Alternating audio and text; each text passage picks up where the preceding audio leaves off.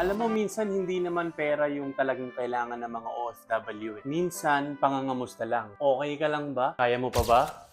What is up sa inyo mga tol? Panibagong buhay, panibagong araw na naman tayo. It's your boy Jeff. Alam mo, minsan hindi naman pera yung talagang kailangan ng mga OFW. Minsan, pangangamusta lang. Kasi karamihan dito sa atin sa abroad, sanay na tanungin ng, may padala ka ba? Kailan ka uuwi? Pwede pa hiram? Baka may extra ka dyan. Pero bihira yung, okay ka lang ba? Kamusta ka dyan? Kaya mo pa ba?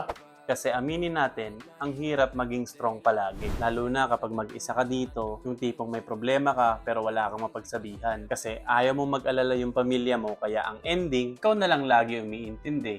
Ikaw na lang lagi nagpapakatatag. Tapos minsan, ang sakit lang isipin, no? Yung mga taong sobra mong sinusuportahan, sila pa yung mga hindi marunong mga musta. Hindi naman kailangang araw-araw eh. Kahit simpleng pre, okay ka lang ba dyan? Ingat ka dyan, tol, ha? Proud kami sa'yo. Sobrang laking bagay na nun sa OFW kasi hindi biro yung buhay dito. Akala ng iba kapag nasa abroad ka, marami kang pera, masaya ka na agad. Hindi nila nakikita yung pagod, yung pressure, yung homesick, at yung pakiramdam na kahit pagod ka na, kailangan mong lumaban kahit ubos na ubos ka na. Kaya kung may kakilala kayong kaibigan, kapatid, partner, magulang, subukan nyo silang kamustahin. Hindi lang pag may kailangan kayo. Kasi minsan, isang kamusta lang, napakahalagang bagay na yun sa kanila. Sapat na para gumaan kahit papano yung araw nila. At sa mga OFW na mga nanonood ngayon, proud na proud ako sa inyo mga tol. Kahit tahimik lang tayo lumalaban, solid pa rin tayo. So kung nakaabot ka sa part na to, huwag kalimutang mag-LSSC, like, share, subscribe, and comment.